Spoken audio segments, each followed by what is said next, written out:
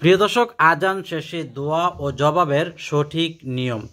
এক, দোয়া পাঠকারীর ফজিলত কি? তারপরে জানবো 7 অবস্থায় আজানের জবাব দেয়া নিষেধ, সে 7টি অবস্থা কি। আর আজান অবস্থায় 2টি কাজ নিষেধ। একটা হলো আজান অবস্থায় জবাব দেওয়া নিষেধ, আরেকটা হলো আপনার 2টি কাজ আজান দেওয়া অবস্থায় নিষেধ। আরেকটা হলো আজানের দোয়ার বাংলা উচ্চারণ কি। দর্শক, তাহলে বোঝা গেল এ টু জেড বিষয়গুলো আমরা ইনশাআল্লাহ ভিডিও থেকে জানবো। তো প্রথমে আমরা জানবো দোয়া পাঠকারীর ফজিলত কি। দোয়া পাঠকারীর ফজিলত নিয়ে আল্লাহ রাসূল সাল্লাল্লাহু আলাইহি ওয়াসাল্লাম কি বলেছেন, এখানে আপনারা একটু খেয়াল করুন।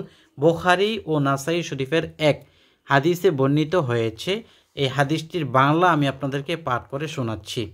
যে জাবের ইবনে আব্দুল্লাহ রাদিয়াল্লাহু আনহু বলেন, রাসূল সাল্লাল্লাহু আলাইহি ওয়াসাল্লাম ইরশাদ করেছেন, যে ব্যক্তি আজান শুনে নিম্নোক্ত দোয়া বলবে, অর্থাৎ এই দোয়াটি বলবে, তার জন্য কিয়ামতের দিন শাফাআত করা আমার জন্য অবধারিত হয়ে যাবে। সুবহানাল্লাহ, সুবহানাল্লাহ। কত বড় কথা যে আল্লাহ নবী সাল্লাল্লাহু আলাইহি ওয়াসাল্লাম আপনাকে সুপারিশ করে এরপর জান্নাতে নেবেন। তাও সুপারিশ করাটা কেমন?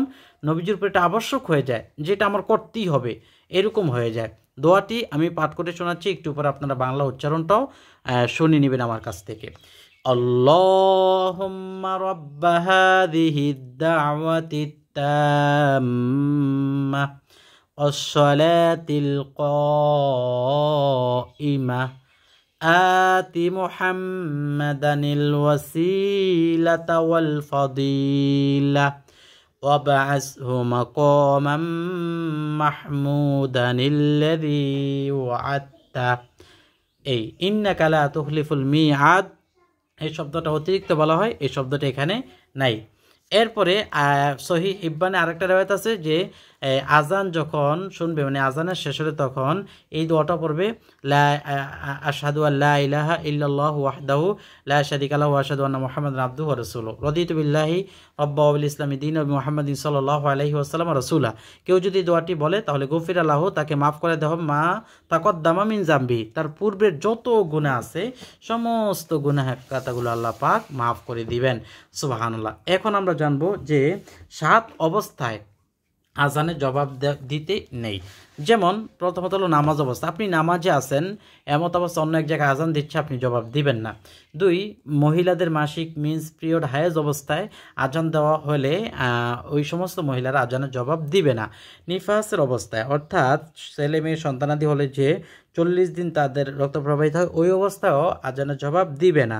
4, দ্বীনি এলেম বা শরীয়তের মাসলা মাসাইল শিখবার ও শিক্ষা দেওয়ার সময় আপনি দ্বীনি এলেম শুনতেছেন, শিখতেছেন, এই অবস্থায় যদি আজান দেয়, মনে করেন এই যে বিশেষ করে আমি যে কোরআন শিক্ষার হাদিস শিক্ষার ক্লাস করি, এই অবস্থায় যদি আপনার কখনো কোনো সময় আজান শোনেন, তাহলে আজান দিবেন না। 5 নম্বর হলো সহবাস অবস্থায়, স্বামী স্ত্রী মিলামেশা অবস্থায় যদি কখনো আজান দেয়, তাহলে সে অবস্থায় আজান দেওয়া নিষেধ। পেশাব পায়খানার সময়, খানা খাওয়ার সময়, এই 7টি অবস্থায় আজানের জবাব দেওয়া নিষেধ। আর এখন আমরা জানবো যে 2 অবস্থা, মানে আজান অবস্থায় 2টি কাজ নিষেধ, মানে আজান দিতে মানে দেওয়া অবস্থা আপনি 2টি কাজে লিপ্ত হবেন না। ওইটা তো হলো জবাবের কথা, আর এটা হলো 2টি কাজ। যেমন আজানের সময় বিশেষ প্রয়োজন না থাকলে কোনো কথাবার্তা না বলা, মানে চুপচাপ থাকা, এটা মুস্তাহাব। আরেকটা হলো আজান শুরু হওয়ার পর ইস্তিনজা লিপ্ত হবে না। আজান দিতেছে, আপনি প্রস্রাব পায়খানা যাবেন না, আজান শেষ হলে প্রস্রাব পায়খানা যাবেন, সেটা আদব। কারণ একদিকে আপনি নাপাকি কাজ আসছেন, আর একদিকে আজান চলছে, এটা আদবের খেলাপ। এই জন্য আজান শেষে ইস্তিনজা যাওয়া সেটা উত্তম হবে, সেটা ভালো হবে। তো এখন আমরা আজানের দোয়াটি বাংলা উচ্চারণ শিখে নেব, যাতে যারা নাকি আপনার আরবিতে মুখস্থ করতে পারবেন না, তাদের জন্য বাংলা আমি বলে দিচ্ছি। আল্লাহুম্মা রাব্বা হাযিহিদ দাওয়াতিত তাম্মাহ ওয়াস-সালাতিল কাইমাহ আতি মুহাম্মাদানিল ওয়াসিলাতি ওয়াল ফাদিলাহ ওয়াবআসহু মাকামান মাহমুদানিল্লাযী ওয়া'আদতা ইন্নাকা লা তুখলিফুল মিআদ। এ হলো আপনার আজানের দোয়াটি সহ বলে ফেললাম। দর্শক, যদি ভালো লাগে তাহলে লাইক দিবেন। পরবর্তীতে এমন ভিডিও পাওয়ার জন্য আমল টিভি চ্যানেল সাবস্ক্রাইব করে পাশে থাকা বেল বাটনটি চেপে রাখবেন।